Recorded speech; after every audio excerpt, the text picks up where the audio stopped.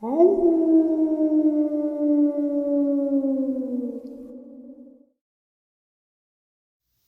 greetings and salutations, everyone. I do hope everyone is doing well, and welcome to today's bonus upload. Before we jump into it, a couple quick links. As many of you know, I rely on Patreon, PayPal, channel membership, and the merch to help the channel to continue to grow and go. Links to Patreon, PayPal, and channel membership is in the description below. Merch displayed directly under the video. Also, Dogman, Frightening Encounters, Volume 1 through 3, the audiobook versions. They were written and researched by Tom Lyons, narrated and produced by me, Jeff Nadolny. Those audiobooks are available on Audible, Amazon, and iTunes, links to which are also in the description as well. And finally, last but definitely not least, if you'd really like to help support this channel to continue to grow and go, simply subscribe. It does not cost a cent. Click that like button, takes half a second. If you don't want to miss out on any of the informative uploads that I put out daily, click the bell icon, and folks, please leave a comment and share the video. Why? Well, because all of these things really do help the channel to continue to grow and go. They definitely do matter, and they are appreciated. With that, I have taken far too much of your time. Let's jump in to today's bonus upload, shall we? Today's first encounter. I was born in a tiny town in Ohio that borders the Ohio River in West Virginia in 1979. I have one brother who is 2 years older than me. We'll just call him Charlie. My mom left my dad in 1983, and she moved me and Charlie to a small town in the Rocky Mountains. We had to stay at a hotel our first few days there, but it ended up being only one night before my mom got us out of this place because of what happened. We didn't arrive at the hotel until dark. Even when we got into the place, I was noticing energy was different than anything I had ever felt before. I remember telling my mom I didn't want to stay there, and both Charlie and my mom laughed and said it'll be okay. The place was small, it felt compact, and like the walls were closing in on you because it was built in 1879. I have the proof. I did the research, which was exactly 100 years before I was born. Kind of cool, I guess. Either way, our room was on the second floor. It overlooked an Amtrak railway and the Colorado River. It was right at the bottom of our town. The place was originally built for low-income housing, and boy, it was still cheap. Even in my teenage years, I think the price of a room there was about $30. Cheap, run down, and dirty. My mom was getting us and herself ready for bed. I think my brother and I were going to pick out a board game to play while my mom got herself ready as well. Our room had a bathroom, which most of the rooms did not. They had to share one at the end of the hall. The lights were dim in the room as well. Only a lamp by the bed was on, not even the bathroom light. My mom was washing her face in the sink, and as Charlie and I were messing around like kids do, he said, "Stop, listen." We both focused in on what she was doing and started to hear sort of growling, very low, angry growling. My mom had her face in the sink and was now violently splashing water onto her face, which seemed like it took literally forever. Then swung her head up, stood up straight, and looked at her own reflection in the mirror. Her eyes were open really wide and her mouth was grinning, but not with a happy grin. I mean, baring all her teeth, and then started to laugh. This is where things got super freaky, if that's not freaky enough for you already. I mean, my mom was pretty nice. Still looking in the mirror, she looks over at us sitting on the bed through the reflection. She starts laughing harder and growling even more now. It didn't sound anything like her. She turned around and faced us. And it wasn't her anymore. It was a reptilian man that stood about 9 feet tall. It didn't have clothes on that I could see, but my brother and I both saw its features in detail. Scaly green skin, bright orange or yellow eyes, bright red around its mouth. Not sure if I want to call those lips. Extremely sharp and pointed teeth. Long, sharp black talons, not fingernails. These were thick. and long black curly hair. It was horrifying. My brother and I started screaming at the top of our lungs. I hid behind him and started crying uncontrollably. I've never felt fear like that since then or after, and I'm 41. Although I've had innumerable experiences with other things. I'd say it got halfway to the bed where we were sitting, and it was talking to us, more like growling and grunting at us, and telling us how hungry it was and how tasty we were going to be. I kept screaming and screaming and screaming and trying not to open my eyes because every time I did, it was still there, getting a little closer each time I opened them. My brother had a hold of me as well and probably was screaming just as loud. Once it got halfway to us, we heard an extremely loud knock at the door. "Is everything okay in there? Hello, hello." They knocked for a minute or two, and Charlie and I were looking at the door. We turned to look at the thing, and it was gone. My mother just stood there in a complete daze, like, what the hell just happened? In total shock, she ran over to us and hugged us, and asked if we were okay and was crying.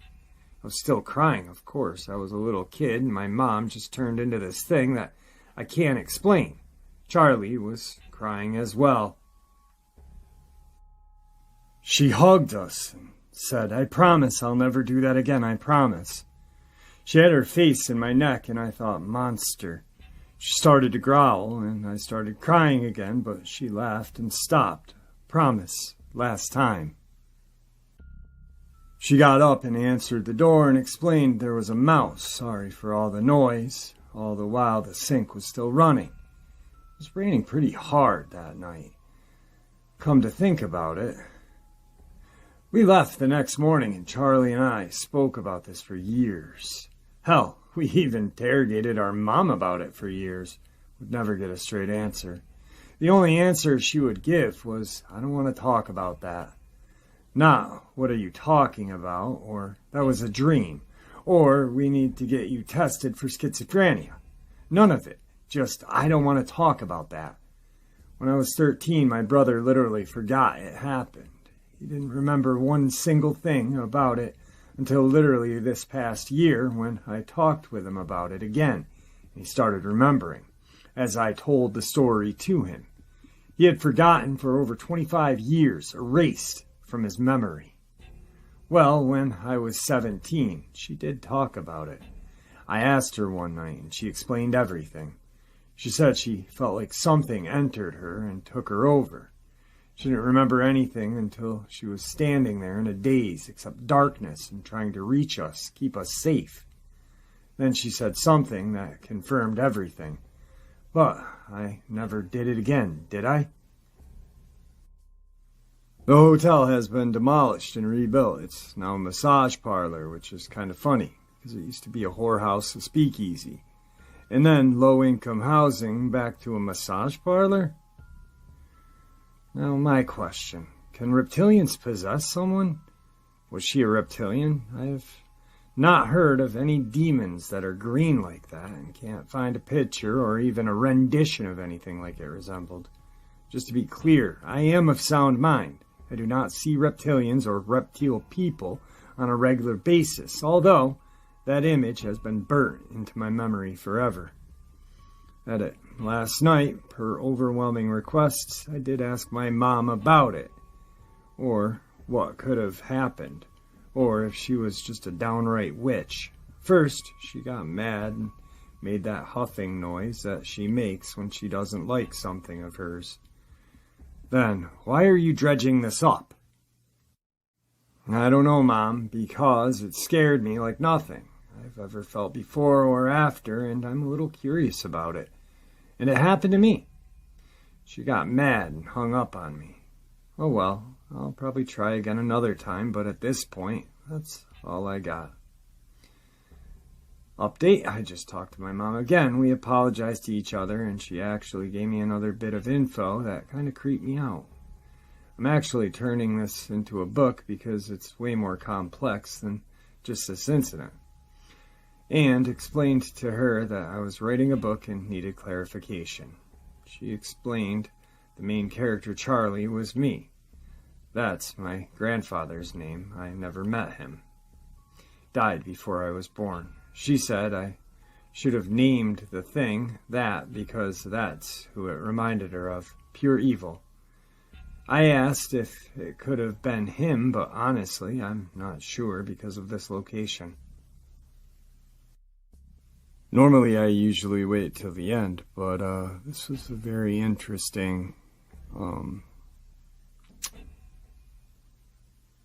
terrifying, very traumatic encounter.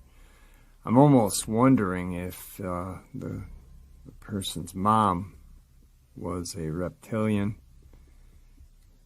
had the two boys, and then the gene or genes maybe passed on because of the human side. Maybe she bred with a human, who knows? Or maybe, just maybe, he is a reptilian or she is a reptilian, because I don't know the sex of the person. And they just don't know it yet.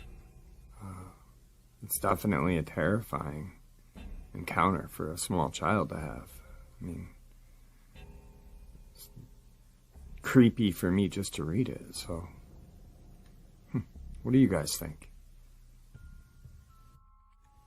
The other day, a couple days ago, I did a very terrifying Dogman encounter out in West Virginia, Spruce Knob, West Virginia to be exact.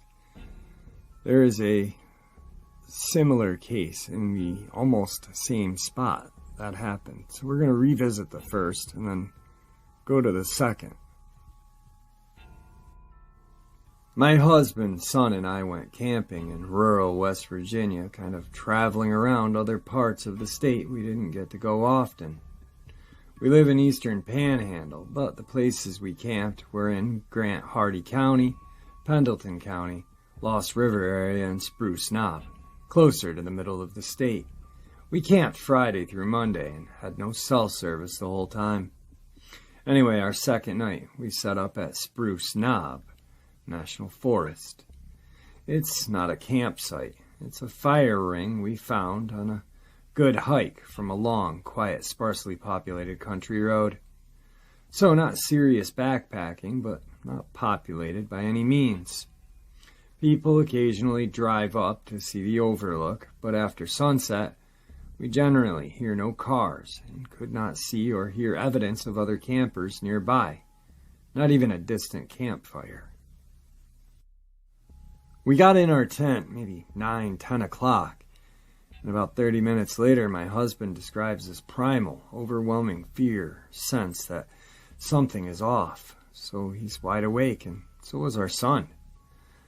The tent flap rain cover moved or made an odd but quiet rustle, then suddenly he sees a human-like figure standing right next to our tent, like close, a silhouette, an imposing stance, and tall, like staring into the dark tent, looking down at us inside.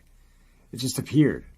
There were no sounds like a bear or a person would make approaching the tent, except for possibly the wind moving our rain cover, which was very quiet and odd, not someone walking up. My husband yells, "Hey, hey!" claps his hands, because maybe it is a bear, and his first thought was to scare it off. It wasn't moving around. It was very still, not swaying with a pretty non-existent gentle wind like a tree moving or how eye tricks would appear. It was just standing there. It hung around for a few more seconds after my husband made the noise. Then it just kind of evaporated or vanished. Still no sound. Like a good horror movie. He got out and looked around with a flashlight, still yelling, clapping, looking around. He found no disturbances, no tracks, no rustling or any other noise. Just simply gone. Now I know it's very possible this was some kind of trick of the eye. We always feel very safe in these woods. We know him well. So him having that fear response immediately before seeing this or hearing the rain flap is unusual. He doesn't just get creeped out for no reason. We're built with instincts, so we should trust them. Always based on where the moon was, waning crescent, offering very little light, not enough to create a silhouette, and our campfire was out. Plus, this thing was close to the woods on the back side of the tent, so even if our campfire was going, the angle would be all wrong to create that illusion. It's bothering us because there's not really a good explanation. I want to reiterate, we never get bad vibes while camping like this. We're experienced in the woods, and I'm always armed. I so wish I had just snapped a pic or something, but panicking about a bear, scary axe, murderer, ghost, whatever, taking a pic didn't cross our minds. It was all too quick anyway. Felt like forever, but this was probably only a good 60 to 90 seconds. So, Mothman? Anyone had anything similar?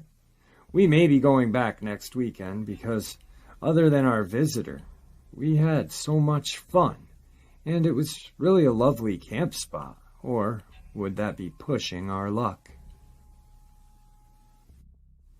This is not this family's update, but this happened in almost the same location. October 10th through 11th, 2020. I was on a backpacking excursion with one other person. We were in the Seneca Creek Spruce Knob backcountry in West Virginia. What was supposed to be a 3-day, 2-night, 16-mile outing turned into a day-and-a-half, 20-mile mistake, thanks to terrible weather and, admittedly, some poor decision-making on our part. That Sunday, we ended up hiking 18 miles to get back to the trailhead. The last 5 miles was in torrential rain in the dark on the Huckleberry Trail, for all those familiar. Well, 3 miles before we reached the trailhead, I started to hear loud branches crackling to the left of me. I was leading, if that matters. It was easy to blame it on the weather, but the further we walked, the louder and closer it seemed to get. It was almost as though I could hear heavy footsteps, but again, the wind and rain were torrential, so who knows. I kept quickly turning towards the tree with my headlamp illuminating the thick spruce trees, hoping I'd see something, but I never caught a sight of anything. About half a mile from the trailhead, I suddenly realized that I no longer had the feeling of being watched, and the noise I had been hearing had ceased. If anything, the weather had gotten worse, so at that point I was feeling even more like it wasn't weather-related. If I had to guess, the feeling of being followed went on for a little over 2 miles.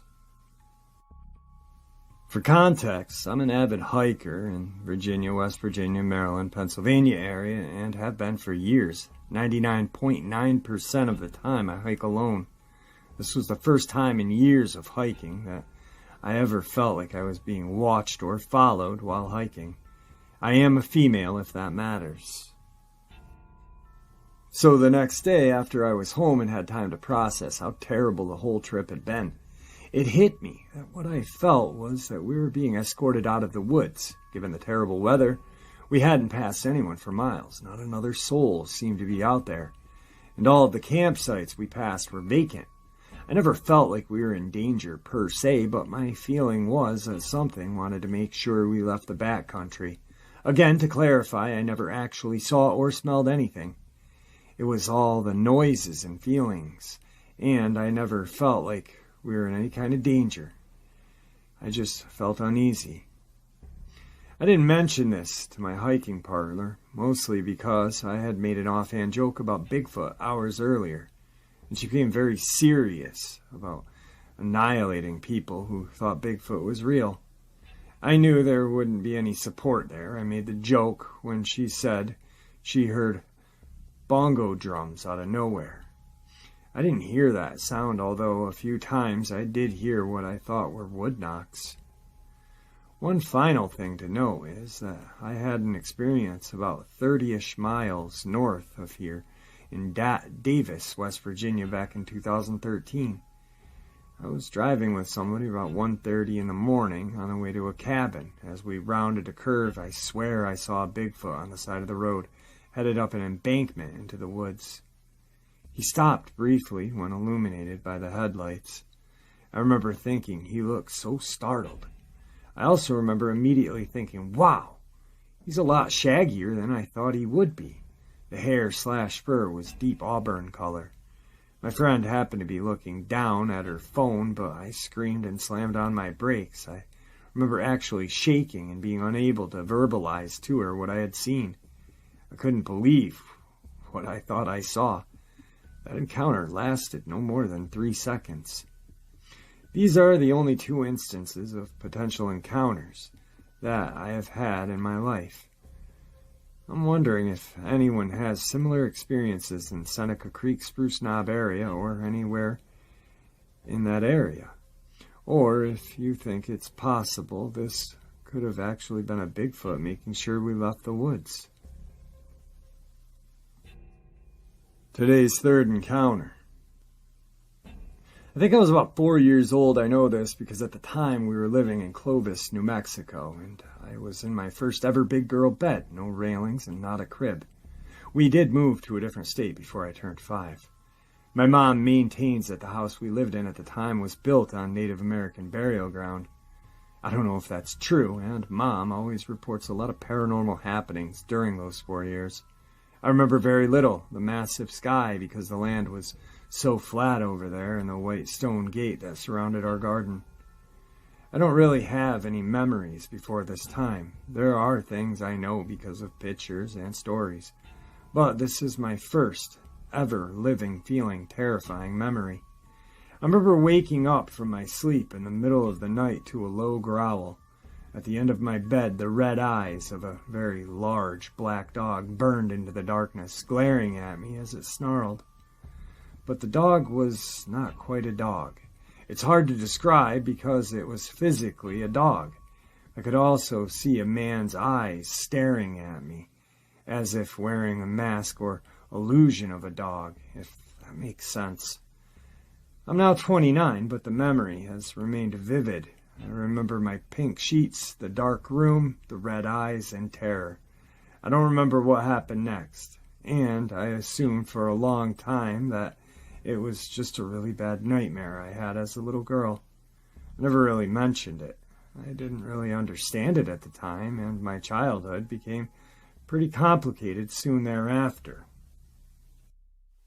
However, when I was about 13, I started telling my mom about it, sort of out of the blue, on one of the nighttime bike rides we used to occasionally go on together. And she immediately became really animated as she claimed to have seen the same exact thing in that house at the end of her bed. Only she didn't think it was a man in a dog-like skin, but just a big black dog with glowing red eyes. About 10 years later, while getting high with one of my brothers, we were talking about supernatural stories, and I brought it up again.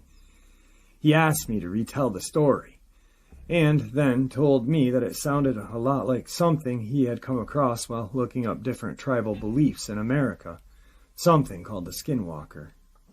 We spent the rest of that night finding out what we could have about them, but there was surprisingly little information out there about them beyond a description and a few stories here and there. My family settled in the UK a while ago, and we have just entered a second lockdown. I'm out of a job, so I find myself with a bunch of free time, chasing up on things that I push to the back of my mind. So I'm pretty skeptical in general. I think it's likely I had a nightmare. I had a lot of nightmares as a kid, and still do sometimes, like screaming myself awake nightmares, to my embarrassment. However, what makes me take pause is that my mom saw it as well.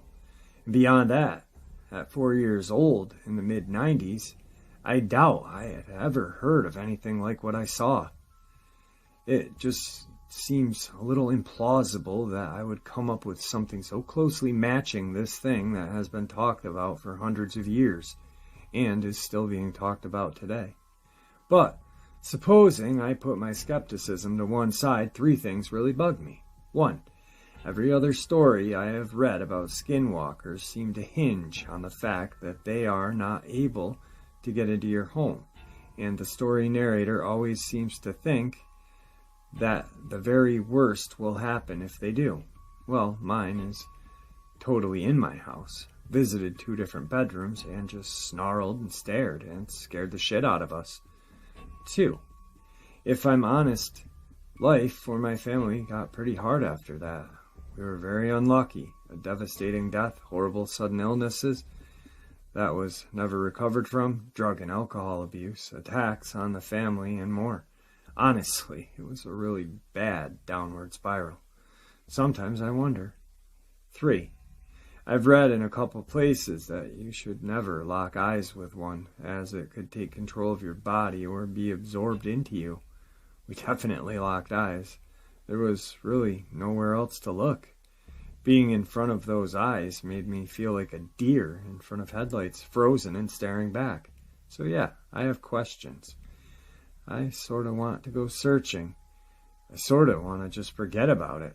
I sometimes wonder if I'm cursed. Thanks. Any thoughts? Today's 4th terrifying encounter. I've been stewing on this story for a while, not gonna lie. I had a few drinks, so pardon the errors. And rambling. Not a great storyteller. This takes place in New York, midsummer. It was my best friend's last day at his old house, which was filled with weird shit. I've experienced stuff there, and have a few experiences that can be boiled down to ghosts all the way to feeling like my life was in danger, which is why I refused to spend the night there, as was when the feeling came. So this was their last day at that old house, getting all their stuff to the new house I was helping.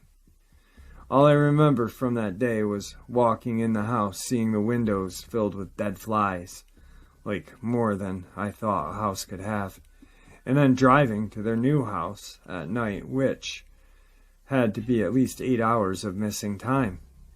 I was confused and asked them, "Where are we?" and was told we were in bumfuck nowhere town. On the way to the new house, I said, "But we never got the rest of your stuff." My friend's brother looked at me concerned and said, "Yeah, we did." "What happened?" I said, and was just told that they would tell me later. This is a story best come from their mouth, as I can't remember it. Just 8 hours, poof, gone. And only their word on what happened. All they said was I was very quiet the whole time when shit went down in that house. We were driving, and we noticed that there are no other cars on the road, which is strange as we were going through quite a few small towns. And it's still early at night on a Friday. The little brother mentions this, and as soon as he does, a bunch of cars come around the corner at this point. It's just circumstance, but there will be a pattern. We keep driving, and we notice all the houses are completely empty. Like lights are on, but we see nothing in them, no furniture, nothing. I mention this, and boom, next house we notice people just standing in the window, staring at our car. We notice this for the next 3 to 4 houses. At this point, we're shitting bricks, and notice this drive is taking way too long. They only move a few towns over, and this drive is taking well over an hour, and it feels like we're driving in a cornfield for a while.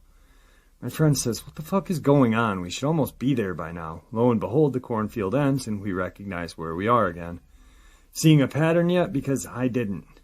And I said something I regret to this day. Man, what other weird shit is going to happen tonight? As soon as it came out of my mouth, I knew I fucked up, and my friend and his brother start yelling at me, saying, "Why would you say that?" And we get in a yelling match. We never argue, and my friend slams on the brakes. In front of us is what I can only describe as a big, cat-like size of a person with a head of an owl. This, whatever it was, struck so much damn fear into the 3 of us. His little brother, a 20-year-old dude who played football, just started crying, and I was on the edge of going insane. I want to be in the future scientific career, this shit was not making no sense at all. My friend just stared at it until he said someone grabbed their phone. His battery was dead from the time he was in the old house. This woke me up, and I went to grab my phone, and this whatever ran into the field, into the darkness as soon as I started pulling it out. So we finally get to the new house. We pulled into the driveway and back into their parking space when his brother says, "What the hell is that?" We look up and see what I can only say looked like a pure white Bigfoot crawling around like a spider. It had red eyes, and it just crawls away into the forest. We sit in the car for 45 minutes until their mother arrives. No drugs or alcohol were taken that night. Well, unto after we got into that new house. The best logical conclusion I can come up with was there was a CO2 leak in their old house and we were having a group hallucination. This is by far the weirdest day of my life. Sorry if this is too weird for you guys. I mention this now because my friend said new owners of the old house have a for sale sign on it right now. They were there for less than 2 years. I was told that they had a thriving daycare there for about 1.5 years and suddenly closed it down. Okay, can't save this for later.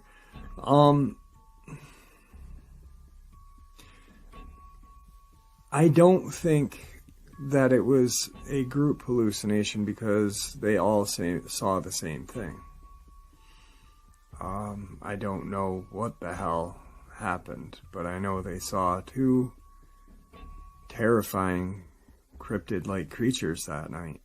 And I live in New York, and I want to know where this happened because now I'm freaking creeped out. Today's last encounter. This encounter happened in Hwange National Park in Zimbabwe last year while a father and son were on their way to Bulawayo late at night. The son was driving, as he had recently got his driver's license. They were coming from a housing project. The father had won the contract where they were surveying a land. Naturally, they were excited for the project, so the mood was extremely good. As they were traveling along, they heard a loud pop, and the car suddenly swerved to the side of the road. It was a blown tire. Luckily, no one was hurt, and the car wasn't too badly damaged. Where they had stopped was in the middle of nowhere and seemed to be unnaturally silent. They set about changing the tire, feeling nervous for some reason. That good feeling had gone away. They had left the headlights of the car on so as to have some light. With the light they were using, they could see shadows moving around them in the car. They started hearing heavy, deep growling. The father kept his cool for the son's sake as he started freaking out. "Just keep working on changing that tire," said the father, and he frantically finished. They got into the car, and they saw 4 pairs of goldish yellow eyes just on the edge of darkness. The son floored the accelerator, and they sped off, but to their horror, those eyes started following them, matching their speed. One of the creatures ran past the car, only to reveal something they never thought possible. It was running on all 4 legs, moving unlike anything they'd ever seen. It looked at them, and they saw the head of a wild dog with large fangs. It was built like a lean, fit basketball player with well-defined muscles. They realized in the instant that they were being hunted. He pressed the accelerator to the end, praying and hoping that the car was fast enough to lose them. As the car passed the creature, it suddenly and fluidly stood up to reveal that it was 7 feet tall and had hands like claws. It reached out for the car before the car accelerated away from them. As soon as they knew they were somewhere safe, the father broke down and cried. And there you have it, folks. I do hope you all enjoyed today's upload as much as I enjoyed sharing it with you, and I'd like to thank you all for for supporting the channel. It is, after all, your support that helps this channel to continue to grow and go, and what gives us all a place and a chance to share our experiences and theories judgment-free. Everyone is simply treated with the respect that we deserve. Please, everyone, stay safe, happy, healthy, and ever vigilant, keeping an eye on our children, pets, family, and our friends. These creatures are real. These events have happened.